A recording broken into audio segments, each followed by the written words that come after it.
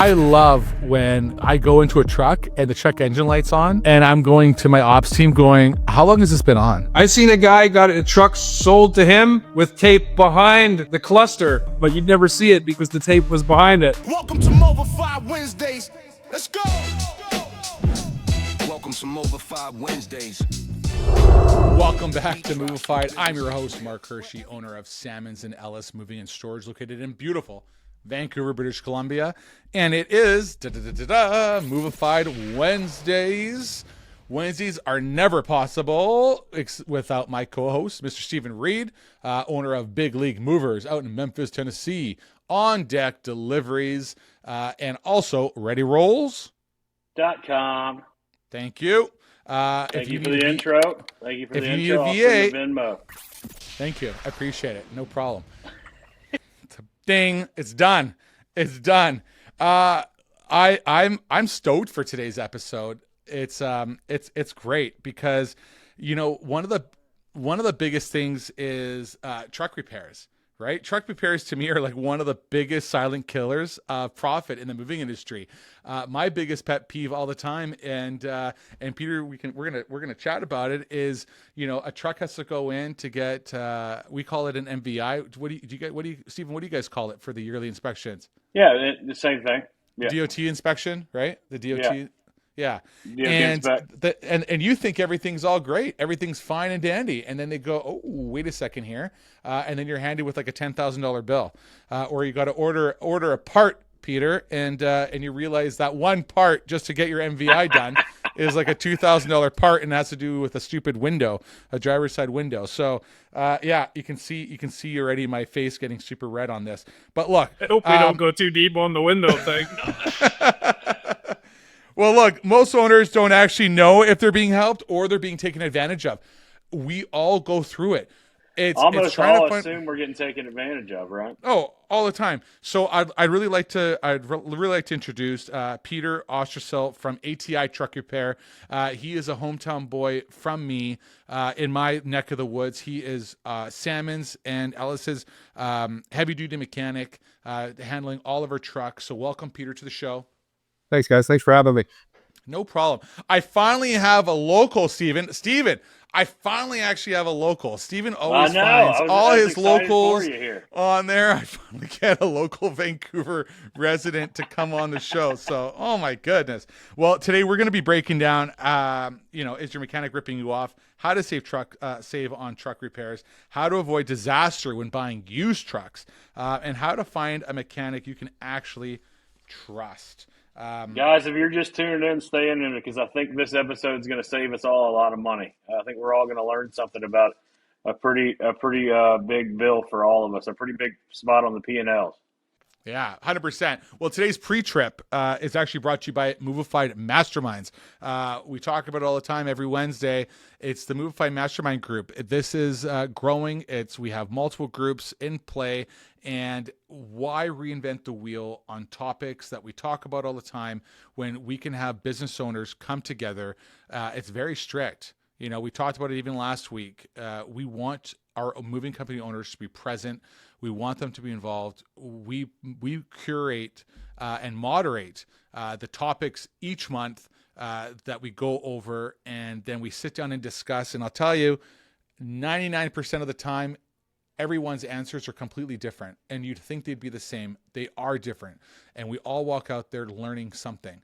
And then we have the app coming out. We have our newsletters that are part of it as well too. If you're not part of our newsletter, we'd love for you to sign up. Go to movifiednation.com and either fill out that mastermind form or fill out the just the kind of brief form, right? A little intro form. We want to kind of get to know you. We want to see, do you need VAs? How big is your company? How can we help within your company? Me and Steven are open books. We always share. I probably had 2 or 3 calls just today with business company owners in my area. And I had one from Calgary. I had one for Victoria. Just simple questions. One that needed VA help.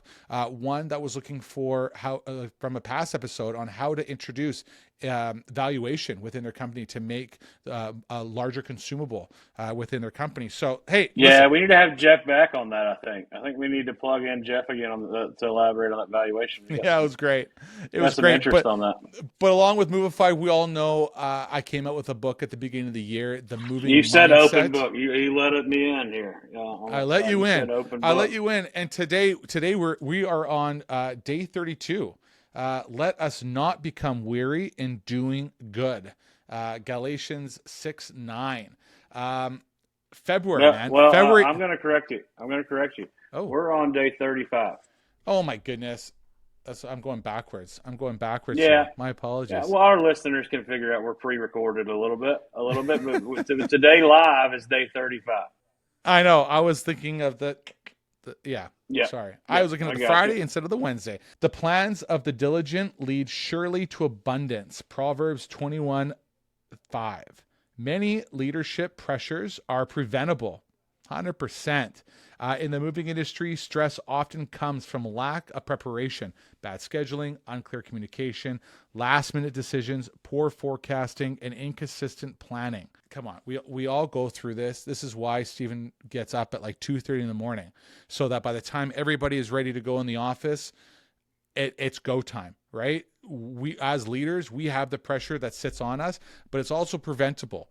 There's so many times where I have to backtrack and go back to another office or, have to do an extra step, all because I could have prevented this issue from happening. So I just want to tell everybody that's watching this today, your challenge is prepare one thing today, the future you will be grateful for. So let's prepare on maybe systems, staffing, finances, or communication. It's a great way to kind of start. Peter, I'll kind of tie that into you a little bit, but in our shoes as owners of fleets, box trucks and semis, how can we prepare better and not get hit with those bills of all of a sudden? How can we have a relationship with someone like you that we kind of already have a plan and know what will happen when something happens? Well, that's a good question. It starts off with, trust. And trust isn't something that you can build very quickly. Mark and his team gave me the opportunity, I think, last year on a couple of units. And we kind of did what we do every time. We go step by step, and we got them back into their hands, onto the road. And so you have to have that communication. You have to build the trust. And when there's something, something you might not want to have in the pipeline, you have to be honest about it. You have to be honest with the truck or with the owners of, what can they do to prevent this moving forward? But sometimes they're stuck in a bad situation, like with a window regulator. Yeah, it happens. So from your end, working with a Mark who you know their cycles, you know their trucks, how does it help you to have that relationship with Mark instead of just a one-off when somebody surprises you with truck maintenance here and there? How is it able to prep your schedule having that relationship already? Well, that puts us way ahead of the game, because that allows us, if we're doing the preventative maintenance and the CVI inspections for the trucks, then we know ahead of time when it's going to be due, what he's going to be in for kind of next time. And if you can get as much data as you can in a row on someone's fleet, then the better you can serve that fleet. So we end up reminding, even let's say his team forgot about this one needs a CVI, which they don't do. His team's great, by the way. If they forget, which fleet owners often do, they're busy with the hustle and bustle of every day, that we're getting in there and saying, hey, next month this one's due. Like, you should plan to put it down as early as you can in the month to get the most bang for your buck out of the inspection. And also, you're not going, if you do have repairs required, you're not going to be stuck with it being out of service. Maybe you can take the truck and use it for a job or two, and then bring it back before the month's over. That kind of thing. So I want to bring it right back to, Peter mentioned we've been working with them for about the past year.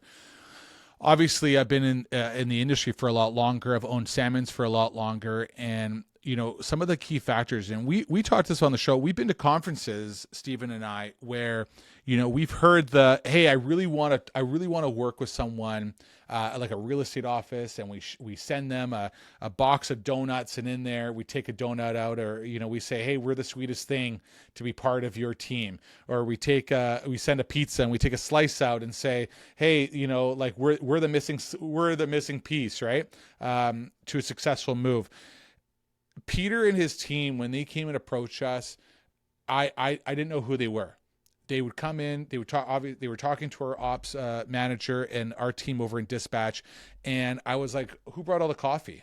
Right? Oh, who brought all these samosas, which is a very popular treat. If you don't know what a samosa is, look it up. But it's an Indian.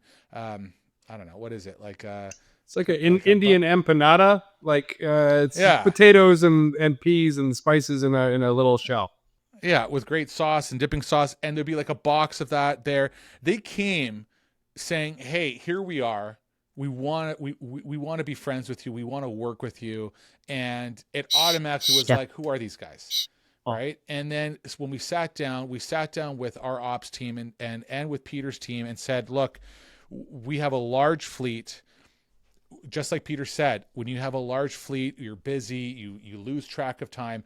We need a full calendar. Like let's bring our trucks down in a list. Let's make sure, even when we always say, oh man, I don't need to do that oil change. You look at the sticker on the window, and it's not. You've been kind of driving it, but like, have I really hit that 10,000 miles, or 8,000 miles or 10,000 kilometers to do that?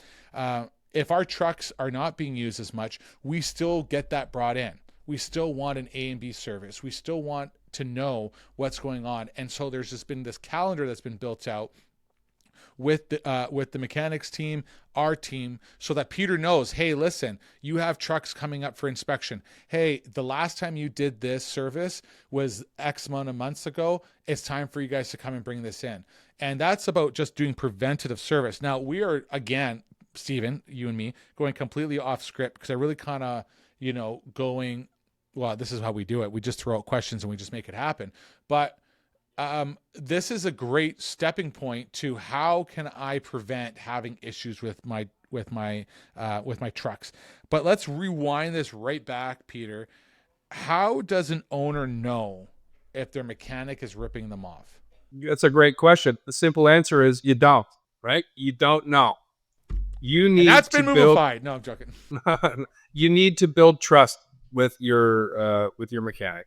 You need to, if your mechanic's not trying to educate you on the repairs they're doing, so that you can wrap your head around it and know what the significance of the repairs are and the significance of the maintenance is and the dollar value that it's gonna save you in the future, and you don't see the value added. If a mechanic's just trying to sell you parts, that's we call those parts replacers in the industry. It's hard to build trust doing that, because you're gonna have a service done and you're gonna go break down somewhere anyways. Before we ever started using a moving CRM, someone asked me, could you 10x what you're doing right now with the current systems and processes you have in place? And I said no. And so he was like, well, then you need to just pull the trigger on the software. And then I saw Smart Moving, and it was game over. Austin joined thousands of moving owners on Smart Moving in 2021. Since then, he's more than doubled his business. And I always compare Smart Moving to Apple products. It's just so simple, so easy to use, and that's really what's allowed my team to scale and now have 2 branches. And last year we scaled Central Coast Moving over 50% growth. If you're ready to turn your moving company into a machine that drives profit, not chaos, try Smart Moving. Hey everyone, Matty Mailers here, the guy who pioneered handwritten letters for the moving industry. Why? Because my competition at my moving company was using the same stock postcards as me, and my mailing company didn't care. So I created a better way. Here's some mind-blowing results in July. Miracle Movers Utah closed $93,000 using our handwritten letter strategy. With our campaigns, you can forget about the guessing games. You get a trackable phone number, daily photo proof, an incredible design team, And I'm also included. All letters stop at me for approval before they ever leave our facility. Right now, Movified listeners get 1,000 golden tickets stuffed in our genuine handwritten letters completely free. Plus, I'm going to throw in bulk realtor data for up to 5 counties. What are you waiting for? Moving Letters AI. Stop competing, start dominating. We have this in the moving industry because we always say, well, we charge a higher hourly rate, based on a lower hourly rate. Don't go with the cheapest guy. Don't go with this. Don't go with that. How do you look at that when you're finding that heavy duty mechanic and they go, oh, here's my hourly rate. And you're going, well, there's 3 other heavy duty mechanics in the area. These guys are charging this rate. They're charging that rate. You're charging way more than the average. Does that play a factor into it too, that you should be aware, or are you kind of going, well, if they're charging higher, that means their service is better. They're probably paying their guys better. This is the type of service I'm going to get, or it just kind of goes right back down to trust. It comes down to trust, but at the same time, it depends on the scale of the operation and the types of repairs that you're into. So you might be able to get your exhaust, let's say, done somewhere for cheaper, and they might be able to do it better because all they do all day long is exhaust. Let's say. But if you have a problem with your suspension and the exhaust at the same time, now you're going to go to the cheaper exhaust place and the cheaper suspension place, and now you've got 2 places to go to. Oh, well, now you need a CVI as well on your vehicle, and neither of those 2 places does it, but they tell you that your truck is up to par, so they send you over to a different shop to do your commercial vehicle inspection. They then find a whole different scope of work, which those 2 other cheaper shops didn't find. So now you're at 3 shops. You're probably waiting a day or 2 in between. Downtime. Right? So, right. The thing you want to avoid That's what I heard. most. I don't know if y'all heard my face. All you were talking about, I was reliving downtime. Not hourly rate, but downtime. I'm paying for that truck. I need it on the road.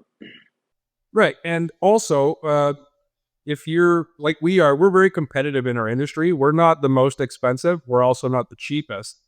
But if you are the cheapest, it also attracts the cheapest customers. So I've had guys phone me up and they say, oh, hey, I have a check engine light on in my truck. How much is it going to cost to fix it?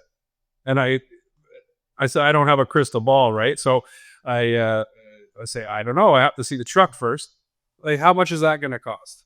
Okay, so they're already beating me down on the price before I even know what kind of truck they have, what their problem is. I can tell they're price pushers. I want cheap. Yeah. So then you give it to them full pop. Okay, well, this is the minimum it's going to be, and then we'll know from there. And as soon as they go, oh, can you give me a discount on that? That's when I know maybe this isn't the customer that I don't really want to chase after, because it's going to be a headache. Because if they can't get the basic of the diag or the intake without already asking for a discount, then I don't know, they may be shopping the cheaper shops, and we're not going to, degrade the quality of our workmanship or mechanics by, paying less to mechanics who are going to take less, or moving to a worse location, or any of these sort of things. Like, we have to keep the roof over our head and the lights on. So it's, you charge the rate that you charge based on the volume that the customer does. And, that's pretty well where you end up with not being the cheapest. It's the same format, everybody, just different industry. So I know you do total body, and so you do trailer repair. How much money in downtime do you think, because you do both, and Mark is saving because your shop does both, and you don't have to send it to that other shop? That's a good question. I mean, Mark's fleet is a mixture, a good mix of the company owned units as well as owner operators. So the logistics of getting, say, a truck and a trailer here at the same time, that's generally not what's saving him downtime. But the fact that he doesn't have to call multiple shops to and he has a transfer. We do free P&D, for instance. Like, nobody in our industry necessarily does that. And so if he needs something moved tomorrow, we come and grab it. You know what I mean? It's a great added service. It's And amazing. so when to we're have. looking for a shop somewhere in Memphis, I know you don't do ATI's not in Memphis. I wish you were on this side, but in Memphis, it behooves me to find somebody who does repair both the things, all inclusive in the shop. You think? Right. So the reason for that is because there's separate certifications for doing truck repair and doing trailer repair. Like you can do trailer, you can be a trailer only mechanic. So what you end up with is you usually end up with trailer only shops, and those shops are usually the places that rent and lease the trailers as well. So these guys are the best interest is to, you know, turning the trailers around. Trailers are usually very simple repairs. I mean, there's some exceptions. Some of the moving stuff we get with the Kentucky trailers gets a little more complicated, but you know, basically our techs are versed in both. So oftentimes truck mechanics, they kind of get their nose up a little bit. Oh, trailers? I'm not doing trailers. Or the trailer guys will go on a service call and it ends up being a truck problem. And he goes, oh, I'm not touching your truck. I'm from the trailer leasing company. I'm not touching your truck. And that adds more calls, more complications. Right. So what's the advantage is we'll just use one service call as an example. If Mark calls me and says, oh, my guy's lights aren't working on his trailer. He's on the highway close by to you. Can you go out to him? I say, sure, no problem. We go out and we check the trailer, and with our tester, the trailer's working fine. Tractor's not working. Or the maybe it's just the cord, or it's a fuse on the tractor side. We figure that out right away. So that right there saves him a whole service call. Because if he called the trailer guys out because his trailer lights weren't working and there was nothing they could do about it, he's still paying full pop for that service call, and he still has to call somebody else to come and actually take care of the issue. That's a killer on downtime. And more calls, more stress, and like late delivery. How about late delivery? Terrible. Oh, for sure. Very much. What's the most common unnecessary repairs you see owners paying for? There's two sets of repairs that I would call unnecessary. Tires. So you'll see guys, their tires will, whether it be uneven wear or cupping, or there's a variety of things you'll see happen to tires that shouldn't be happening to tires. And most of those things are because of wheel alignment. So if you were to include wheel alignment, or at least a check of the wheel alignment in your kind of scheduled maintenance, then your tires are going to stay their lifetime. If you don't do that, then you're chewing tires and you're replacing tires, which, from my understanding, is the most expensive part of fleet maintenance. If you're considering Snowball, just do it. Snowball creates done-for-you referral programs for moving companies so you can turn happy customers into new revenue without lifting a finger. And the results speak for themselves. In less than a year, we've collected over 2,000 referrals. We generated over $200,000 of revenue that cost about $5,000 to do it. I believe we have 4 or 5 the very first day. The companies winning with Snowball are the ones that already care about their customers. We just help turn that into new business through human outreach and customer nurturing. Snowball is part of the arsenal of tools that I recommend to my clients because it works. Being found on the second page of Google is literally like having a billboard in the middle of the desert. Your mama ain't gonna see it. No one's gonna see it. You're on the second page of Google, no one's gonna call, no one's gonna book. Here is the deal. If your business is not ranking on the top of Google, that means your competitors are going to be stealing your customers every single day. So at Rotate Digital, we don't play any guessing games. We use data-driven SEO strategies to make sure Google finds you first so that these Google searches turn into your customers, not your competitors' customers. How do we do it? We do it through AI-driven keyword optimization, exclusive blog networks, backlinking strategies, and honestly, the secret stuff, the proprietary lead attribution software. So what do you get as a result? You get not only good marketing, but now you get clarity into what is bringing you more revenue. So if that's something you want to do, you want to make sure your leads find you and not your competition, go ahead and go to rotatedigital.com, schedule a call, and we'll help you take your business to the top of Google. Oh, yeah. I see that a lot of times on the trailers too. Like when we have trailers that are just going in, especially when we're doing long haul shipments, like, you know, the next thing you know, half these tires are worn right out because they weren't getting the proper wheel alignments done on a regular basis before going out. What questions should an owner then be asking before approving a repair? Well, again, that's gonna depend on your own education of your fleet, first of all, and second of all, your trust level with the mechanic that you're dealing with. So, if I do my job right, then you're not going to have many questions because I'm going to explain it to you in terms that you understand and that it makes sense to you why this repair is either recommended or required. And you can make an informed decision on your side. And if you come up with some questions, because there's a million different questions you could ask about a million different repairs, but if you're asking what should you scrutinize, that's a different story. But if we're saying, like, you know, what questions should we be asking? Well, that depends on what your tech or your mechanic isn't telling you, or you think he's not telling you. Why am I paying those $80 for the shop parts? And can I add anything for the poor people that have signed a fleet maintenance agreement with a big yellow company? Scrutinize everything before approving a repair. Right? Don't just skip that inbox. I'll share that. I'm gonna give you a quick example of that. So I recently needed to send one of our customer trucks out to a dealership because there was as much as we have software and access to the computers and engine software, this sort of thing. The dealers still hold kind of a 5 to 10% cap on the entirety of the software. So there's some things that we can't do, and that's just because the dealer has exclusive rights to do that. So we sent this truck over because this guy bought his truck without really checking into it. We'll get into that a little bit, but essentially someone had replaced part of the engine, the fan hub, which was air operated previously. They replaced it with an electric one.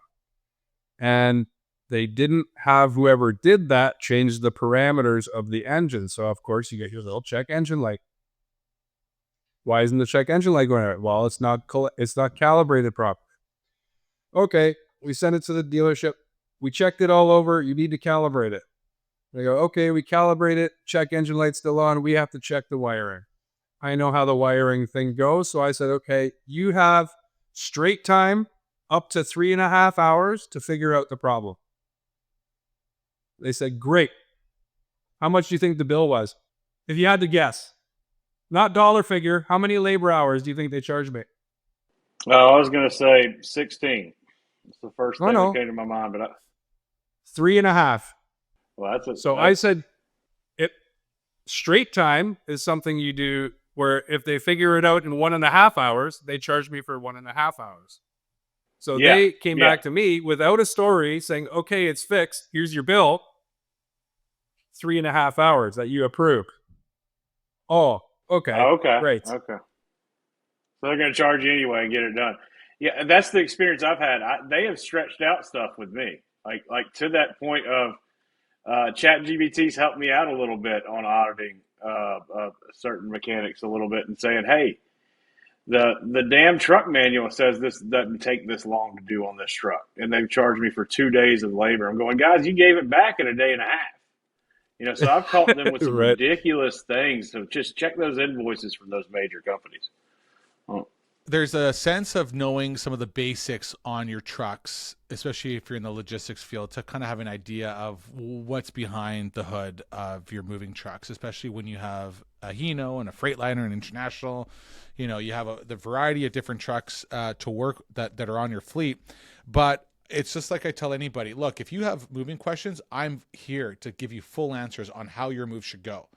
All I want to do is give you the best experience and give you the best explanations on why your move is going to take X amount of hours, as opposed to you thinking it's going to take 4. In reality, it's going to take 7 because of X, Y, Z. To me, when I'm dealing with a mechanic and I have a part that's got to get repaired, I really appreciate when I have a mechanic that's going to turn around and go, look, the reason it's going to take, I'm sending you the estimate, but let's set up a phone call. because you need to understand we actually have to take, the steering wheel off. We have to take the entire dash off. We got to get into the mechanics of your, behind the scenes just to get to this one part to replace. So there's a lot of labor that's got to get involved. And this is why you're going to see a 12-hour labor bill because of the amount of work that's got to go into it for this one little part. To me, that I can get my head around. It's when I'm getting estimates and the bill is, $5,000 to repair this part. And I'm going like, how is this a thing? Why is it so expensive to repair this? So when I always find the same thing with the moving, like if something is being explained to me, and that we're like Peter was saying right in the beginning, it's building that trust with your mechanic. If your mechanic isn't willing to share with you why this process needs to take in place. I mean, I had a tailgate issue, had no idea what was going on. I was more worried about why is this happening? What's going on? And it was as simple as a breaker that was kept going off, and cutting off the tailgate. And the mechanics were like, hey, yeah, here you go. This is the switch. So if this ever runs into again, make sure you're checking this out first. They could have turned around and says, oh yeah, it was the hydraulic line and we had to replace this. And, oh, sorry, you're going to need brand new batteries. You're going to need X, Y, Z. And it was no. Like, it was just your breaker. No charge. Don't worry about it. Not going to think about it. To me, that is completely building trust. I just want to say, like, trust isn't blind, but it's being informed. And it is. Informed is huge. And just to add on, sorry, Mark, to interrupt you. No, great. You guys are talking about that's what dealers. we do around here, Peter. Feel free. So when we're talking about dealers, and I'm not going to point at any specific dealer. You named a couple there, Mark, which is great. But people need to understand that dealers fixing your truck is because they have to. They're in business to sell trucks. They're not in business to fix trucks. Shops like ATI, for instance, we're in business to fix your truck, and we want to fix your truck. That's the main difference. So if you have a recall or something like that, and it is to do with their dealer-only software, or they tell you it's coming in for free, then yeah, dealers are great to support their products. But oftentimes you're dealing with extended wait times. So I might call Mark, and I'm calling from the dealership. I say, hey, you have a recall on your gas pedal for your truck. Book it in with me as soon as you can. So he goes, oh, how about tomorrow? I say, how about a week from now? You drop it off tomorrow, but we'll get to it for a week from now. The repair is going to cost you about $100. Mark might choose to just go over to ATI and pay the $100 and skip the waiting. Yeah, downtime. So does ATI, do you do warranty work? Are you do you know that does ATI have that where they can bill for warranty work at all? Well, no, we don't necessarily have like clearance from dealerships to do their warranty work or their the recall work, but the technicians are certified to do the truck work. So if the owner of the truck knows that this thing is a problem, but it's going to cost him X number of hours of downtime or days of downtime, and you can get ahead of it by paying a little bit extra. Sometimes it's a wash. Sometimes it's way better just to pay and get it done. Agreed. What do you think owners ignore the most that usually ends up being a catastrophic repair? Check engine great light. one. Check engine light. Check engine light, hands down. Number one. I love when I go into a truck and the check engine light's on, and I'm going to my ops team going, how long has this been on? What do you mean? Well, why am I jumping in this truck and I see a check engine light on? And you don't have your drivers that are advising your ops team and your operations manager, oh, hey, listen, I was just driving this truck and the engine light came on. And it could have been on for a week. 6 months, a year. Sure. Right? People will put tape over top of it. No. Yeah, I've seen it. I seen a guy got a truck sold to him with tape behind the cluster where the check engine light is. So the light would come on, but you'd never see it because the tape was behind it. That's interesting. Yeah. Hands down, the check engine light is the most neglected. And secondarily, it's not necessarily the owners of the trucks, but the operators, if they're not trained or cognizant of the new emissions equipment that's on most of the trucks these days, that they will skip the regeneration process of the exhaust, and this will lead to catastrophic, expensive failure. For those that are listening to this and their eyes are going up, going, "What are you talking about? What do you mean?" What does that mean on trucks? I see that a lot on the Hinos, that have the emissions, and you see a regen pop up on the screen on the newer trucks. What is that process like so they can explain this to their drivers? Yeah, basically a lot of these trucks, diesel trucks, they have added after treatment systems, they call them. So the exhaust, instead of just going straight out into the air, black, stinky, that it gets caught in a couple of different chambers where and they work a little bit different in each kind of system, but essentially they're spraying it with an additional chemical called diesel exhaust fluid, and then heating up way hotter than it normally would, so that by the time it comes out the exhaust pipe, it's closer to what cleaner air would be. This is driven mostly from California. They were kind of the pioneers in this, and essentially you can't go in or out of California without these systems. In Canada now, you can't be driving commercial vehicles without these systems on them.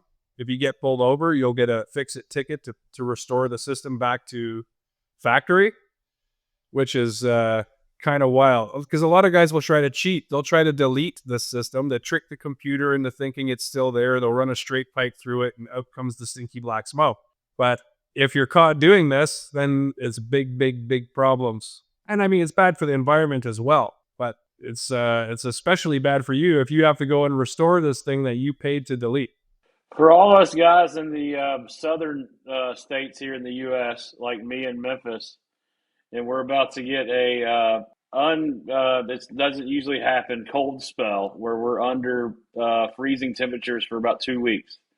What is some preventive maintenance I need to do to my trucks? Somebody who doesn't know anything about what to prep for frozen weather in these trucks, these diesel trucks for. Steven is asking for a friend. Yeah.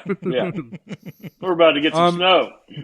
Well, it's a tough question if you're talking about just a kind of a cold snap in a regularly warm climate. That's a good question, and I have to kind of dig into that a little more. But here in Canada, I mean, we're in a part of Canada that doesn't get that very cold. We get the coldest it gets is maybe -5, and this generally doesn't affect the performance of the diesel trucks for the most part.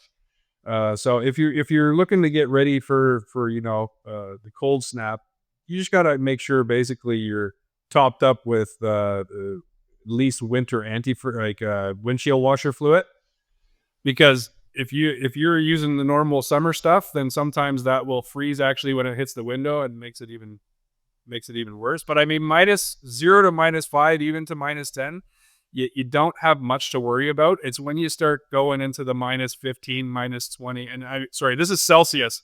I'm trying to think, what would that leave for you? 20 degrees, 10 degrees. Yeah, it's about 20. Yeah, on that side. So yeah, if you start that's getting what we're into about that, to hit. if it's consistent, then yeah, but you just want to make sure your guys, your heaters are working, your defrosters are working, which is any generally fuel additives or anything. Not really, not for the diesel, not in those temperatures. That's not Steven, my suggestion also to you, because I don't know how long you get your drivers to warm up their vehicles, but when we have the plugging them in, we never plug them in. No, we're not talking about plugging them in. I just more mean in the morning starting them up, because a lot of times on a regular nice sunny day where it's warm out, you can kind of start it off and then in a couple minutes away you go. Right? Where I would suggest getting the guys to come in 10-15 minutes early, right? Make sure the glow plug has turned off, and then start it up and let the truck run for 10-15 minutes just to warm up before you start carrying on with the day, just to keep your engines, just because it's much colder, right? Wouldn't you recommend, Peter? I mean, yeah, that's good. That's a good point there, Mark, is that, yeah, just a little bit of warm up time, and maybe taking a little extra TLC to make sure that you're doing the pre-trip, making sure your tires are in good condition, because that's kind of the thing that's going to get you in the most trouble is if you're on the highway and you don't used to using winter tires or all season tires, even if you're used to a warm climate, that the road feels a little bit different if it's frozen.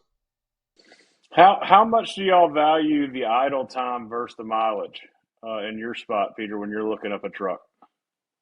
Well, that's where the it engine becomes runs that becomes kind of industry specific. So like we were talking before about preventative maintenance, and basically there's two schools of thought. One is the mileage, because you have guys who are going cross country hauling long haul highway stuff. So they're not going to have the same problems that the guys who are running in town every day doing drop offs and pickups every day. One of the biggest idle issues is on dump trucks. So dump trucks generally spend 95% of their life sitting still idling. So if I was to say, oh, you need an oil change in 10,000 kilometers on your dump truck, well, it might be better to say, oh, you need it in X number of hours. So it's really about the application of the equipment in that case, because if someone can burn through those kilometers in a month, where if you go by the kilometers, a dump truck's not going to need an oil change for 5 years. But it should be done every 6 months based on how much it's sitting there just idling. Thank you. I love this next topic here. Buying used trucks. Oh yeah, We've all bought the wrong ones. Can be a minefield. What do you think are some of the biggest red flags owners miss? And I kind of want to give an example. Max the biggest Force. thing that oh God, don't even start with the Max Force engines. The biggest problem that I have is, yes, I know I'm buying a used truck. Yes, I know I'm probably going to get a good deal, but is it so important for the moving company owner to have that relationship with a Peter like yourself to go, hey, Peter, can you come with me to go inspect this truck to make sure I'm buying the right truck? Would you highly recommend that and say, look, what's an hour service call to come out and do it? And could someone from your typical mechanic shop be a good key on that? Because for me, I'm always kind of like, okay, everything kind of looks good. It sounds good. I don't see really a lot of issues. I'm looking at, maybe some past services of what's been done on that truck. Now with AI, I can probably like run a report to, see if this truck is any good or not, and find the stats. But I mean, what do you think are some of the biggest red flags that we miss when we're buying a used truck? Okay, big red flags when you're buying a truck. If you ask for the service history and they don't have it, that's number one. So if people think they're getting the smoking deal, okay, well, ask them, do you have the service records for this? For how long? Like from the very beginning, or from the whole time they've owned it? A good a truck operator owner will keep every single bill, not necessarily in the truck, but in a file somewhere, just to keep track of how much that truck is costing them. On Mark's side, since he maintains all his trucks with you, could Mark just call you? Do y'all keep those on file for everybody? Like my sure, but I'm not records? gonna. So here, this is a double-edged sword. So Mark's buying a truck. He gets the person who's gonna sell him that truck to bring it to me. Mark pays for an inspection, costs whatever, $400 or $500, let's say, to do a thorough pre-purchase inspection. And I come up with this list of defects, and I give it to Mark. Am I going to give it to the guy who's selling the truck? Right? So if Mark's selling the truck, it would actually be in his best interest to get that inspection done prior, so there's no surprises for him when someone says, hey, I want to inspect it. And I mean, Mark could go, hey, I just got a PPI done. Here's the inspection report. They go, oh, I don't trust it. You're just trying to sell me a truck. I want to bring it to my own guy. Okay, no problem. They bring it to a shop. They do their own inspection. They provide that information. So to answer your question, Stephen, if you call me up because you want to buy Mark's truck and I have all of his service records and you say, hey, can I have his service records? I go, you're going to have to get them from him. That's none of you. That's his business. So there's a bit of a schism there where the buyer and the seller aren't, obligated to be given that information. Got it.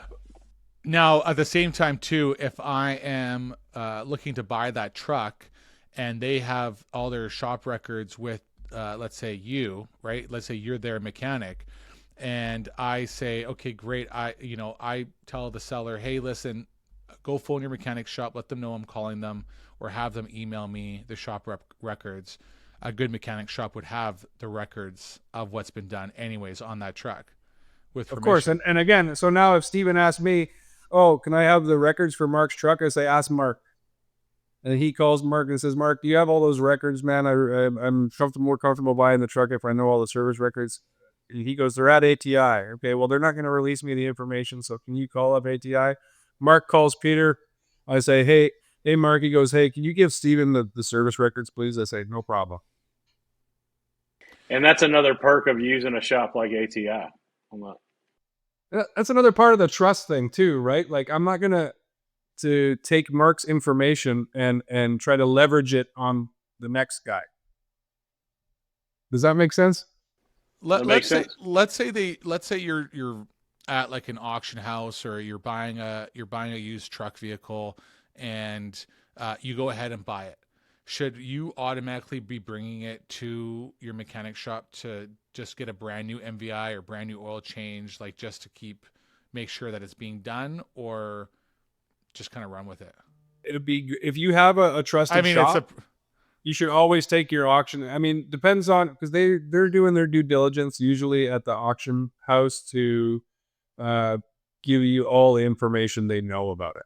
Because the more information they put on the auction block, the higher up the price is going to go on the vehicle, right? So I'm not saying that auctions sell crappy equipment, because they don't. They often have very good equipment.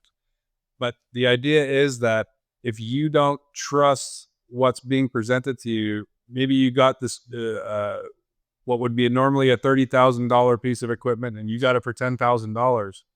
It's probably worth it for you to take it into the shop for at least a preliminary. I call those post purchase inspections, which is the same thing as a pre-purchase inspection, except for you're stuck with the vehicle.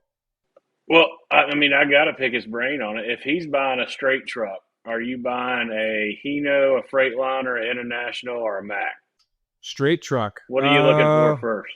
They all have their own different advantages and disadvantages, but lately in our region, what most guys are going for is a Hino.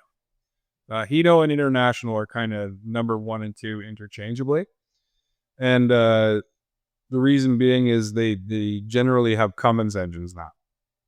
So yeah, I was gonna say, is it engine? Is you looking for a Cummins engine or Detroit or Detroit and Cummins? Both very high quality, and most mechanics know how to get right down to business with those engines. Like you had mentioned the Max Force before. No thanks. No. Expensive lessons. Well, yeah, and it's not even stuff that you can necessarily fix at this point, because everyone's shifting away from those kind of things, going towards using the Cumminses of the world, using the Detroits. And so, yeah, it's not necessarily the brand of truck that you're choosing, because they're all going to have their service advantage or disadvantage when it comes to the dealer level stuff. But it's really about the engine. If you're talking about used equipment, you want to know if it's been maintained. Is your shop going to be able to maintain it?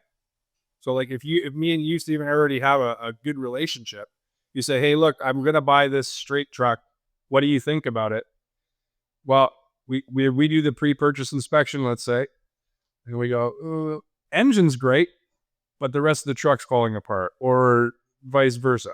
So it's really a case-by-case thing, and I wouldn't necessarily put one brand over another, because they're all kind of interchangeable in my eyes. But Yeah, as long as they have the right Now, what engine. about when we are talking about used trucks? I'm happy to see online, especially when during COVID, a lot of the older trucks were almost as much as a brand new truck was, and they finally all kind of went down.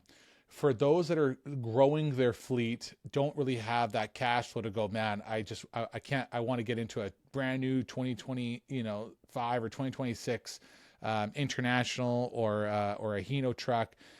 They want to find an older truck. Maybe they only have $20,000 to spend, and they're looking at like the older, 2005, 2006, 400,000 to 500,000. Where are you getting a kilometers. truck for 15,000 Canadian dollars? Well, it's you are, possible. but that's where I'm kind of saying. Yeah. That's where I'm kind of saying, like you're looking for a straight Not truck. seeing many of them anymore. Yeah, you're looking for a straight truck, and it's got let's say 250 to 300,000 miles on it, because I'm trying to do the exchange of kilometers. Yeah. The service records look fairly decent. Everything looks good. They have a good Cummins engine in it, or a Detroit engine. You're not dealing with a Max Force. Is it still worthwhile? Is that a good starter truck to kind of get your feet wet? It should carry you over the summer, or is there a certain year where you're like, look, don't really go less than 10 years older, try and stick as new as possible? In that case, if you don't have the immediate cash flow to kind of get into ownership of, I would say, newer truck, it might be worthwhile to lease a truck. If you're not sure about it, like it might be worthwhile to go to the riders or the pack leases of the world, and if you're not sure of your lane, like then you might, and you're going into purchasing equipment already with the idea that, okay, this lane's going to work. That might not be the first step. Purchasing the equipment might not be your first step, even though you want to. And it's the same as renting an apartment or buying a house kind of thing. You don't know if that lane's going to succeed. You might not want to invest that money up front. You might want to pay a little bit more every month. Okay, now I have a cash flow. Now I can get into a newer truck that I can buy. But if we're talking about going, like you said, Mark, during COVID, you saw these trucks. So these trucks were 12, 15 years old in 2020 that people were looking at, and they were more expensive. And you know why they were more expensive? Because they don't have that after treatment system that we were talking about before. So generally, where it's good for the environment that the newer trucks have these things, it still chokes the truck out. I compare it to, your truck is a bodybuilder, and these exhaust systems are a little person hanging on from behind in a sleeper hold while you're trying to lift weights, and slowly choking you out more and more. So the reason Steven why loves any kind of wrestling reference. So we're talking about Rowdy Piper here. That's what I'm hearing. yeah, that's right. that's right. But so the reason why they were more expensive, at that time was because they were still moderate. The mileage was still moderate on them, but they didn't have that after treatment system on them, and people were clamoring over what was not rusty. So we're lucky out here, Mark, that vehicles last a lot longer than in the rest of Canada. And Stephen, I'm from Toronto originally, and the cars that are out here blows me away. Like, I saw a mint condition 1995 Pontiac Sunfire the other day, and I'm like, what? Why would somebody have this still? Like, this doesn't make sense to me. Somebody preserve that sucker? Yeah. No, they didn't preserve it. They just didn't wreck it. And the salt, there was no salt on the street, so it's lasted that long. They just maintained it.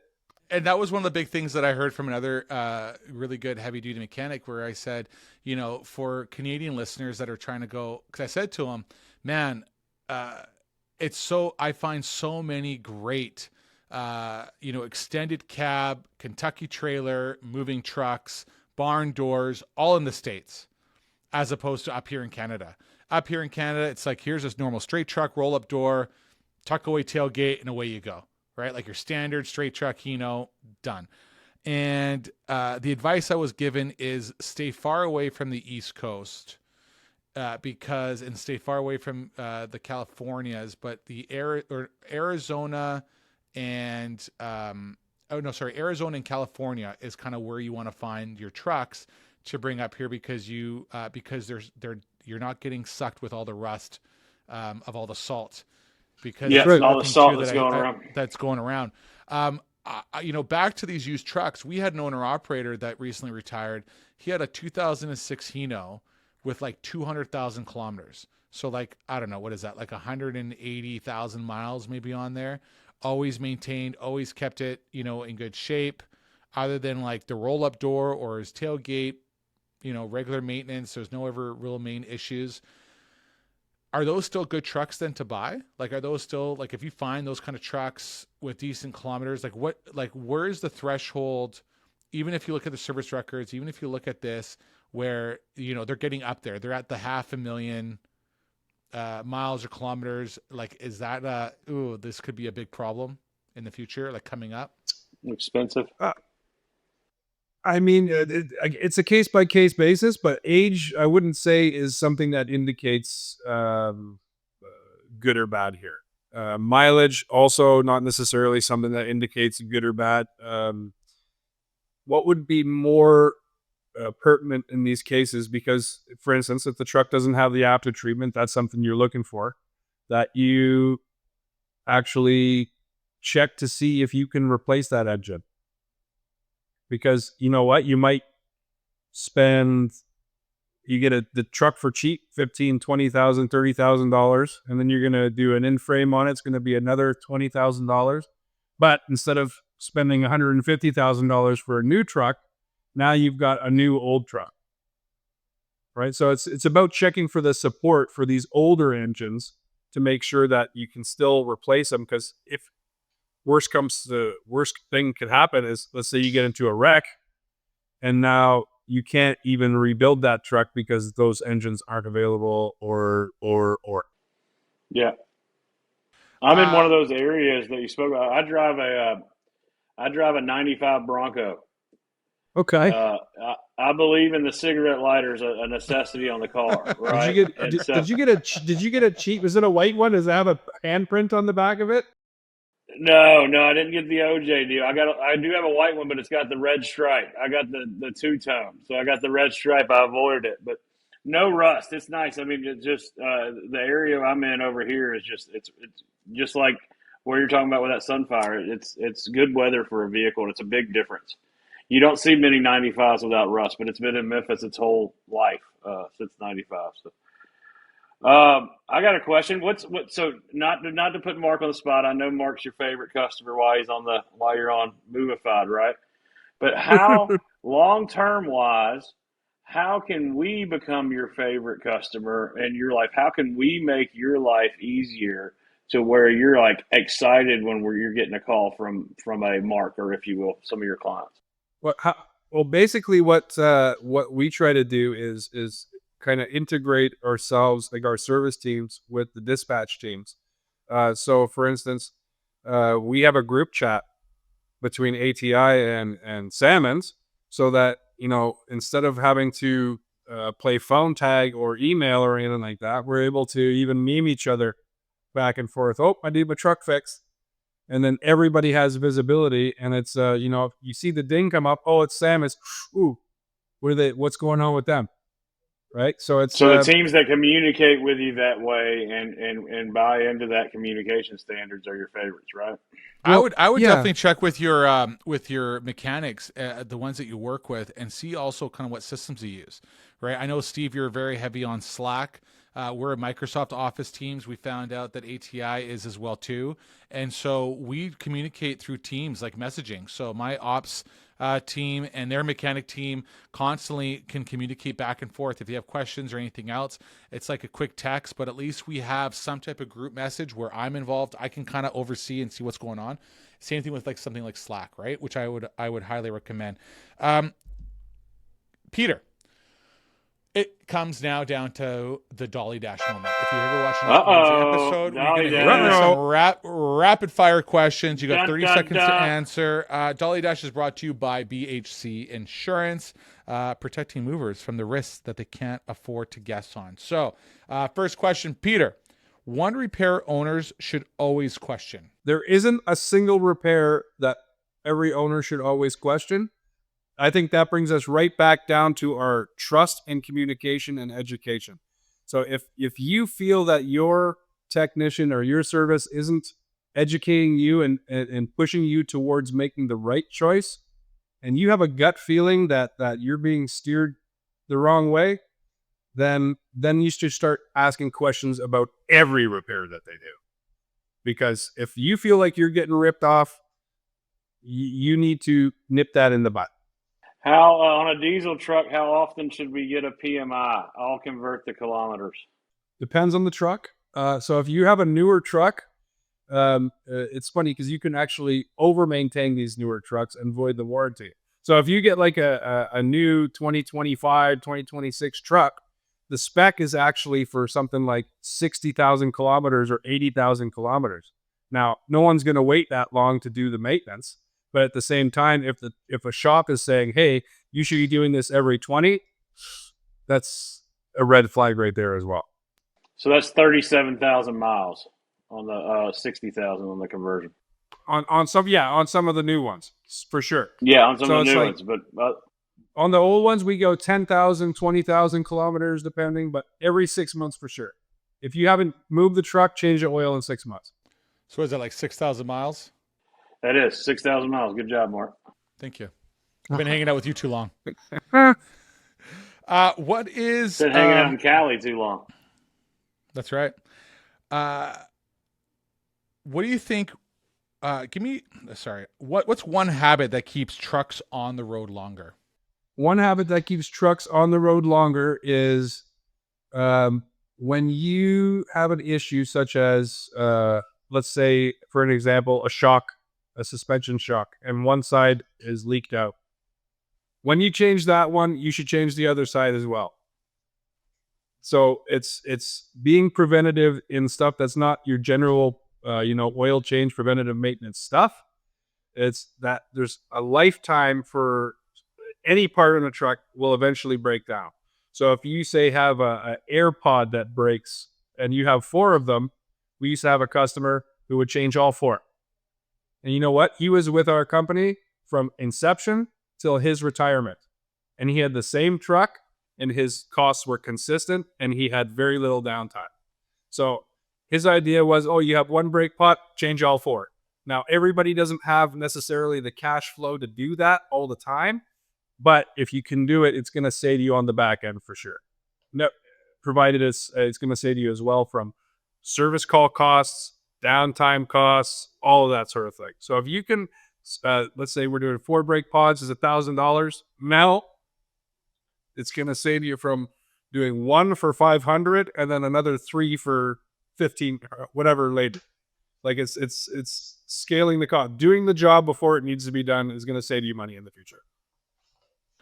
What's one word or sentence that defines the culture at ATI? Defines the culture at ATI. Honest. If I can use 2 words, honest and humble.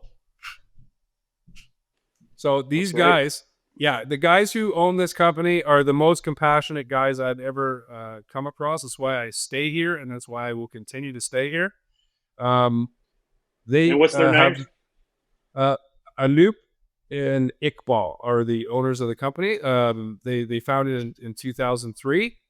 Yeah, Anoop. They're the A and the I. Their brother Tajinder's the T. But yeah. So these guys want to push their people up. They don't want to live extravagant lifestyles. They are happy with what they have, and they want to bring whatever success that people like I do to them. They want to see me. Which is crazy because I could have sworn I saw Iqbal drive that Bugatti the other day. But no. You know what he drives? He drives a Mitsubishi Eclipse 2015. I like it. I was about to say he's in the Pontiac. Yeah. In the Pontiac. Yeah. That's right. You got one this- more, Mark? No, He's wanting more. He gives more dolly dash. When is a good time to know when to leave a heavy duty mechanic? That's a great question. A good time where you should start looking elsewhere is if you make any sort of request, or basically if the shop's not listening to you. Does that make sense? So if Mark has an issue with ATI, I usually hear about it from Mark, and then we talk about it.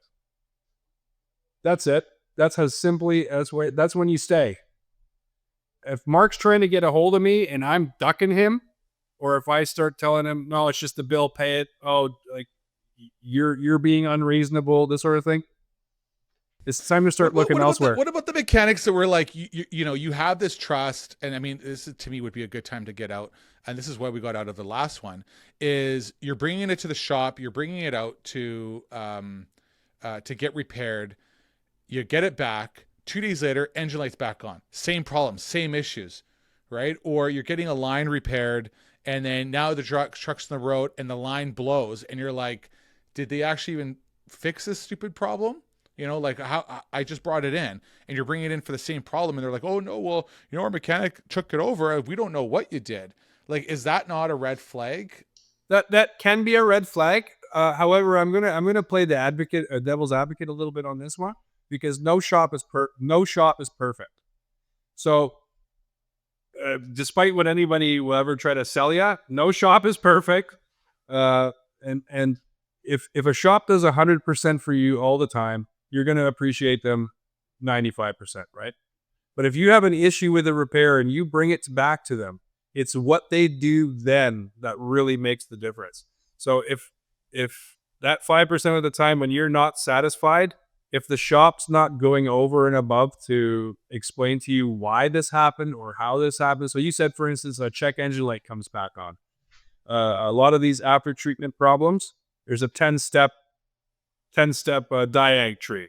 So we go, okay, we did step 1. Now you have to put it through a driving cycle. Oh, the light came back on. Now we're to step 2.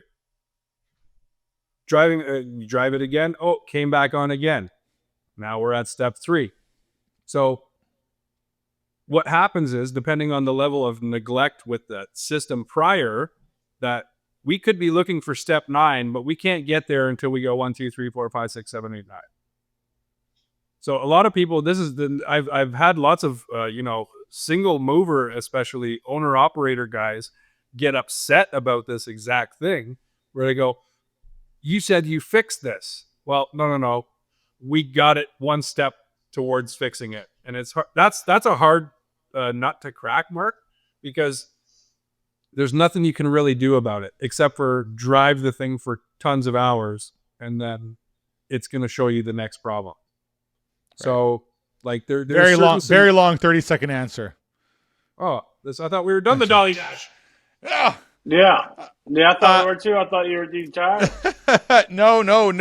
Dolly Dash is brought to you by BHC Insurance, trusted since 1915. Ask Steven or myself about them. Or just call Trey Scallion yourself at 501-278-0105. Visit them at bhca.com. These guys are your mechanics to your insurance. They want to help you on educating what levers to pull and what to do to create better insurance premiums so that they can help lower them. So you're not being stuck on renewal day, paying a lot more. With their strategies, they can help you run the Movified strategy. So call them today. That's brought to you by BHC Insurance. And I always press call Trey now. Don't wait for 2 months before renewal. He can start working on that and getting you in a good position to save a lot of money as soon as you signed your last renewal from experience. We recently hired Ready Rolls to help us with hiring some offshore help, some VAs, and they've done an amazing job. They found the perfect candidate for our company. Not only that, they helped answer the questions that we had about the process. Initially, hiring a VA can be a bit intimidating, but they answered all the questions. It's been an amazing experience. Our VA has been a huge part of our success thus far. We're actually in the process of hiring a few more right now. Definitely see them doing keep hard on our growth and reaching our goals in 2025. And the game changer for our company, I'm confident to be a game changer. Visit ReadyRolls.com. There is now a better way to scale. Hey, it's Mark with Movified, and I'm here to talk about Canada Home Listings. They are the only direct mailer service built specifically for household good movers in Canada. That's right, my hometown.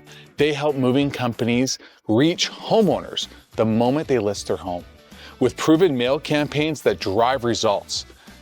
And for the Movified listeners, they're offering exclusive promotions you won't find anywhere else. So go check them out today. Go online, go do your thing, and go find them. Canada Home Listings right now. Go. And then keep watching the show. Peter, we walked through how to avoid bad repairs, save money, buy smarter, build trust, especially trust with the right mechanic. I can't ask you, or I can't thank you enough for joining us today on the show. Yeah, thank you so much. I think this is a very educational moment for everybody that listens to it and has taken down some notes. Two things I would say on the challenge. Steven, do you want to hit those two challenge notes? Yeah. So action challenge for the week for our listeners, and ones that I'm taking away is I'm going to add wheel alignment to my maintenance plan. So I'm going to talk to my shop and make sure they're also doing wheel alignment when I'm taking it in for PMIs. To the crowd, find a Peter with trust in your market. Number 3 is focus on audit your last 3 invoices from your shop and weigh in downtime. How long did those things happen? Don't just look at the cost. How long were your trucks done? How many Penske's did you have to get our jobs lost because of that? And weigh that in on your last 3 invoices. And then analyze if you need to go to a new shop that might have trailer repair as well. And find out how I can communicate with my mechanic the way for their best communication. So those are my action items that I'm taking away and the challenge that I give to our listeners this week. I love it. Thank you for bringing clarity to one of the most expensive blind spots that we see a lot in our industry. This has been a pleasure for all those that are watching and listening. Hit subscribe, follow, hit you with comments. I'd love to know comments. Did you enjoy this episode so much that you want to have Peter back on? Do you have questions that you want answered? We do this with the lawyers that we have on the industry on our show. We do this with, the accountants that we have on our industry. This is so important to us to know where we can save money, how to utilize it. And I bet you guys have a lot more questions than I do, or Steven does, for the mechanics of the industry. So shoot us with some comments. We'd love to know some of the questions that you want, and I will try and get the best answers for you if we can't even have Peter back on the show. But I'm sure he would love to come and join us again. Thank you so much, Peter. Thanks for having me, guys. I really appreciate the opportunity. All right, guys. And thank everybody you. stay Movified. Until next time, thank you.